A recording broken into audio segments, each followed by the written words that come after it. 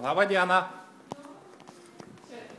Praeikit. Labą dieną, praeikit. Užeikit. Nežinau, užeikit, aš jūs filmuoju. Jūs mano svečiai, užeikit, prisėskit. Prisėskit, va, sėskit. Va, imkit kėdės, sėskit. Sėskit. Jokio leidimo man nereikia. Čia yra vieša vieta. Aš dabar norėčiau jūsų pažinti su šio pastato vidaus tvarkos taisyklėmis. Tvarkoje. Ir jeigu norit ką nors fotografuoti, reikia pas valdytoją, susitarti ir taip toliau. O jūs žinot, kad čia vieša vieta yra? Taip, aš žinau, bet kiekvienas pastatas turi savo vidaus tvarkos taisyklės. Jo, dabar... Ir jos yra galioja šiame pastate. Jo, jos įstatymam žinot, kad negali prieštarauti. Kaip sakot? Įstatymam žinot, kad negali prieštarauti. Aš vadovaujuosi šio pastato vidaus tvarkos taisyklėmis. Taip, o vidaus taisyklės negali prieštarauti įstatymam. Žinot tą dalyką? Jokių problemų. Tuo pat visuomenės informavimo įstatymą. Tuo pat parodysiu. Tuo pat. Jokių problemų. Ne, tvarkoju, jokių problemų. Aš tuo pat parodysiu. Visuomenės informavimo įstatymas bus. Ir parodyti dar savo leidimą. Neprivalau. Pavardę kažkokį dokumentą. Visuomenės informavimo įstatymas. Tvarkoju. Lietuvos Seimas. Minutėlė. Tuoj. Tak, privatus gyvenimas. Čia nebuvo. Tak. Dabar klausykite, mano bičiuliai, va, dar net nufilmuosiu. 5 straipsnis. Teisė rinkti ir skelbti informaciją. Kiekvienas asmuo turi teisę. Pirma, rinkti informaciją ir skelbti visuomenės informavimo rėmuose. Kiekvienas asmuo, jūs irgi galite. Toliau. Antra, neleisti skelbti savo parengtos informacijos, jeigu jos turinys redakcinio rengimo metu buvo iškreiptas. Pavyzdžiui, jūs padarot straipsnį, davėt man, aš iš... Trečias dalykas. Užsirašinėti, fotografuoti, filmuoti, naudotis garso ir vaizdo technikos priemonėmis, taip pat kitais būdais fiksuoti informaciją, išskyrus šio įstatymo 13 numatytais atvejais. Jokių problemų. 13 straipsnių nurodytus atvejus. Dabar pereisiu prie 13 straipsnį, gerai? Tvarkoje. 13 straipsnis asmens teisių, garbės ir orumo apsauga. Taip. Siekiant, palaukit, minutėlę. Galiu pacituoti straipsnį? 13 straipsnis. Siekiant nepažeisti asmens teisių, apsaugoti jo garbę ir orumą, renkant ir viešai skelbiant informaciją draudžiama. Kas draudžiama? Pirmas punktas.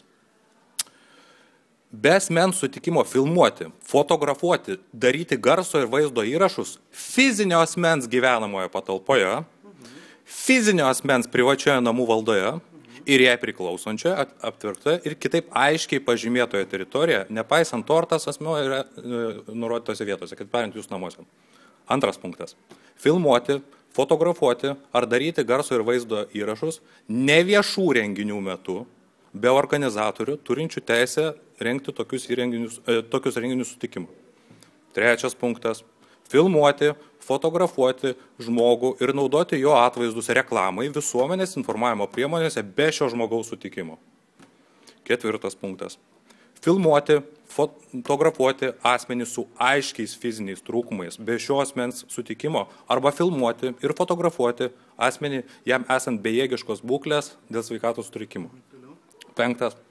Filmuoti, fotografuoti vaiką ar daryti jo garso ir vaizdo įrašus, bet nors vieno iš tėvų globėjo rūpino jo paties vaiko sutikimo, draudžiama naudoti vaikų fotografijas, garso ar vaizdo įrašus, erotinio, pornografinio ir smurtinio informaciją. Šeštas punktas. Paskutinis. Be mirusio ar žuvusio šeimos narių sutikimo filmuoti, fotografuoti mirusį ar žuvusį stambių planų ar daryti vaizdo įrašus. Antras punktas. Šio straipsnio pirmoje dalyje nurodyti draudimai netaikomi fiksuojant teisės pažeidimus ir šio įstatymo 14 straipsnio 3 dalyje numatytais atvejais. Draudimo filmuoti viešose vietose nėra. Sakykite teisės aktą. Tai prasme, jūs pažeidė, tai yra parduotuvės. Taip. Vidaus tenais yra surašyta aiškiai, kad tai yra asmenys. Taip, dabar parduotuvės, tie dalykai negali savo darbo vietoj, nereklamą, jūs darot pažeidimą. Aš dabar jūs kaip tik filmuoju. Aš žinau, kur jūs panaudosite. Viešiem kažkokiem, aš pateiksiu, aš dabar renku įrodymus, kad pateikt taip, kaip vat jūs elgėtės savavališkai. Taip, Savavališkai, o jūs Žinot- nusipirkit save, kaip jūs elgėtės, kas nepatinka. va, aš galiu, va. Gal Taip. jum ane? Ne, taip, Gal jums kažką tie bus akivaizdu. Dabar, Taip. jo, jūs gaištat mano laiko ir man atrodo, kad jūs man esat nebeįdomus.